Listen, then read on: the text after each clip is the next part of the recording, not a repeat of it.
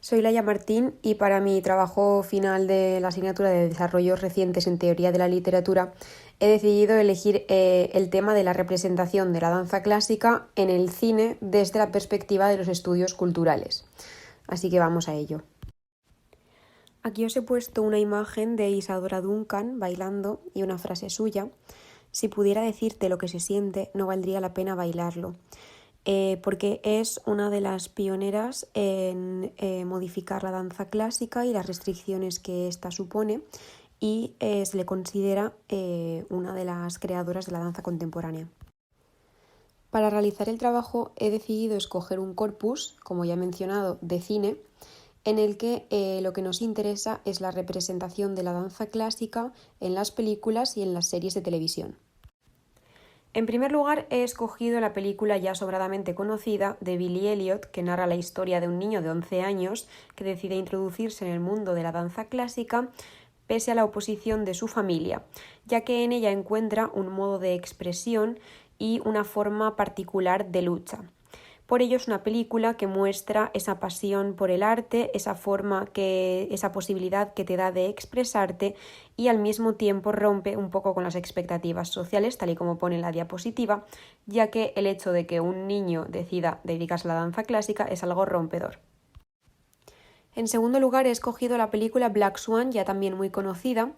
en la que se refleja esa búsqueda constante de la perfección por parte de los bailarines clásicos, que lleva en este caso a la protagonista a la locura total,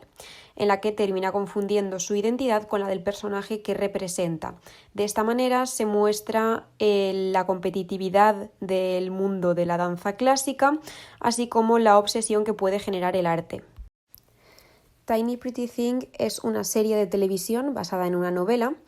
en la que se cuentan las historias de un grupo de adolescentes bailarines, también dedicados a la danza clásica, en una prestigiosa escuela de Chicago,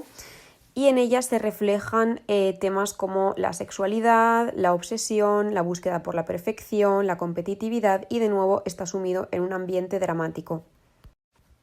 Por último, he escogido una película española, Las niñas de cristal, que de nuevo sigue la línea que veíamos anteriormente con la serie de televisión, ya que la nueva incorporación de una bailarina de danza clásico a una escuela supone el tratamiento en la película de temas como la competitividad, la búsqueda de la perfección, la obsesión por el arte y temas como la identidad y la sexualidad. A raíz de este breve análisis que hemos realizado acerca de nuestro corpus, podemos concluir que estas películas y series promueven determinados estereotipos y clichés sobre la danza que a continuación pasaremos a analizar. El primer mito es el del sacrificio extremo, es decir, esa búsqueda de la perfección constante por parte de los bailarines, lo cual es una perfección tanto corporal, con su físico, como técnica y artística. Ello supone renunciar a otras formas de vida como es la familiar, la personal o la íntima, además de que supone una autodisciplina y una autoexigencia extremos. Aquí os he puesto una cita de una psicóloga que realizó un estudio sobre la psicología de bailarines y bailarinas y dice lo siguiente, referido a la danza. Es el elemento organizador de todos los aspectos de su vida como los familiares, laborales, destino de vida, lugar de residencia, rutinas cotidianas, etc. Es decir, es verdad que hay un componente de sacrificio extremo por parte de los bailarines, pero en el caso de estas películas y series es llevado al extremo de forma que queda estereotipado. El segundo mito es el de la competitividad. Por eso os he puesto en la imagen del centro una escena de Black Swan en la que la primera bailarina se encuentra este insulto escrito en el espejo por parte de otra de sus compañeras. Esta falta de compañerismo entre el grupo de baile y esta lucha por el poder de llegar a alcanzar el papel más alto en la compañía supone un sentimiento de soledad por parte de los bailarines, ya que se rompe la confianza que se podría generar entre ellos. Además, promueve un egocentrismo, ya que solo miran por su bienestar y no por el del resto, y también va acompañado de sentimientos como inseguridades o envidias. En el caso de estas películas es llevado al extremo y por ello queda de nuevo estereotipado. El tercer mito es el de la bailarina delicada, que afecta especialmente a las mujeres y que refuerza la idea del paternalismo que se deben tener los hombres en especial hacia las mujeres, ya que se presenta a las bailarinas como vulnerables y frágiles, además de infantilizadas.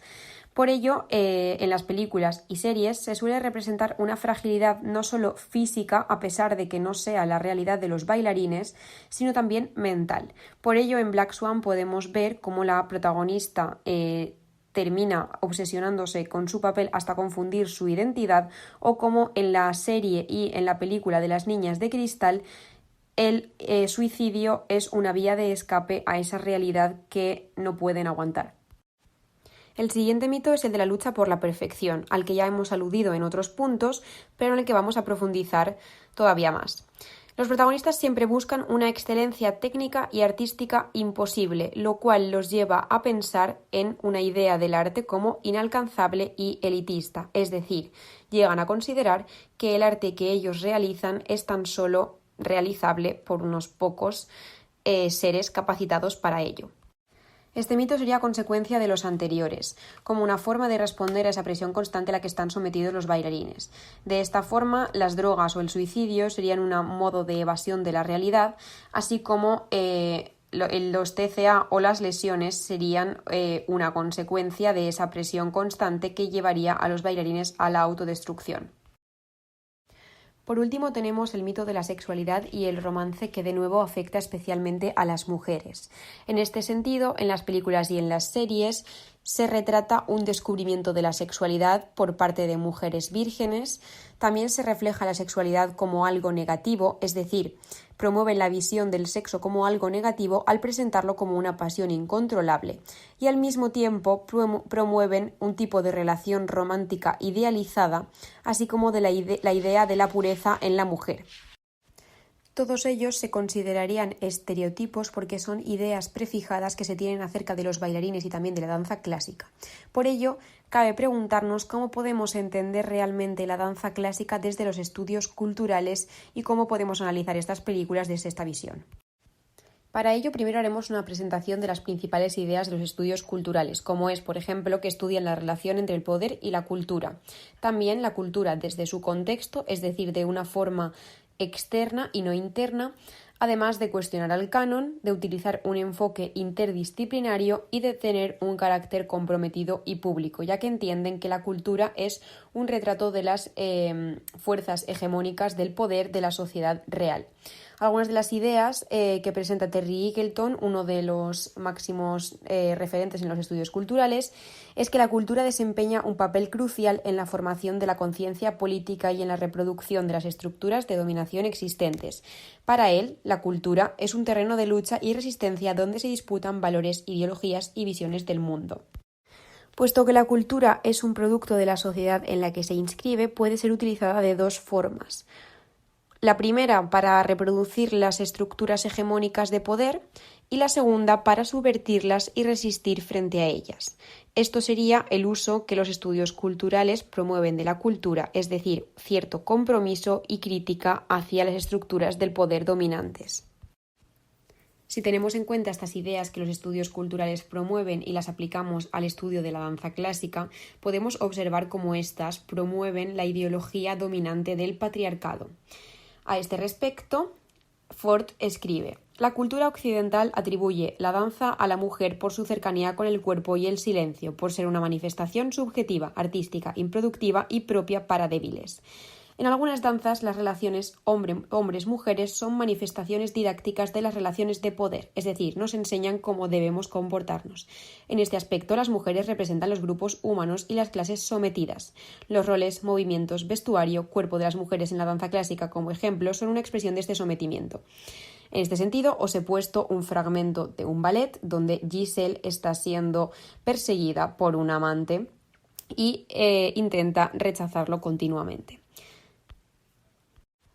El hecho de que la danza clásica reproduzca las ideologías y las estructuras del patriarcado quiere decir que también reproduce los estigmas de género y sexualidad. Es decir, mientras que a la mujer se le impone el papel de débil y frágil, el hombre debe reproducir una masculinidad generalizada, es decir, debe mostrar su ímpetu, su valor y su fuerza a través de los movimientos y de la caracterización que deben realizar en el escenario. Por ello os he puesto aquí un vídeo de Sergei Polunin, que es uno de los mayores representantes de la danza clásica masculina. De esta forma se puede concluir que la danza clásica ha representado hasta ahora las estructuras de poder que representaba el patriarcado. Aquí os pongo una imagen de la Bella Durmiente en la que el hombre está despertando con un beso a la bella. En este sentido, Ford lo que reclama es que precisamente es a través de la danza como también se puede revertir. Como observamos, enlaza perfectamente con las ideas de los estudios culturales, en las que por un lado se representaban esas formas de cultura que promovían ciertas estructuras ya consolidadas y otro uso de la cultura que es precisamente para revertirlo. En efecto, lo que tratan de llevar a cabo algunas de las películas que hemos presentado en el corpus, como es Billy Elliot, es la presentación de otras masculinidades, es decir, de la posibilidad de que los hombres puedan acceder también a esa parte del arte que les permite expresarse e individualizarse frente al resto. Podemos concluir que estas películas y series reproducen cierta hegemonía patriarcal y ciertos estereotipos, ya que realmente en la danza se están llevando a cabo muchas transformaciones de esta ideología hegemónica y por ello os pongo aquí la imagen de una danza contemporánea de Jiří Kylián en la que tanto los hombres como las mujeres bailan con el pecho descubierto. Y además os señalo aquí un enlace de un ballet exclusivamente masculino formado por hombres que bailan con tutú y con puntas de forma cómica y que de esta manera amplían las posibilidades que los bailarines pueden tener en la danza clásica. De esta manera podemos considerar que las películas y la serie que hemos propuesto en nuestro corpus de alguna forma revierten esas ideologías hegemónicas del patriarcado, de forma que sí que hay una representación de la homosexualidad en las películas, pero en cambio sí que siguen perpetuando algunos de los estigmas, como puede ser la presencia de cuerpos hegemónicos, ya que no hay diversidad en todas estas películas, o por ejemplo la fragilidad mental de las bailarinas, sobre todo, ya que en el caso de los hombres no sucede, como es el caso de la película de Black Swan. También siguen perpetuando estigmas como el de la inocencia y pureza aplicadas a la mujer. En suma, podemos considerar que desde la danza también se reproduce la ideología hegemónica, basada en una sociedad heteropatriarcal y machista a través de factores como la accesibilidad y el reconocimiento social de las personas que danzan, tipos de baile que hacen las mujeres y los hombres, los roles dentro de los bailes, los vestuarios utilizados, las actitudes y la performance que los bailarines deben tener sobre el escenario. A este respecto, hay varios movimientos de mujeres que actualmente han tratado de modificar la danza y que se vinculan temporalmente con otros como movimientos como el anticorsé, las sufragistas, movimientos de liberación de la mujer o con la aparición de los Women and Gender Studies. Por último, quería poneros aquí una imagen, la última imagen de Black Swan, la película, en la que la bailarina termina la función al tiempo que también termina con su vida. Y es cuando ella siente que ha llegado por fin a alcanzar la perfección.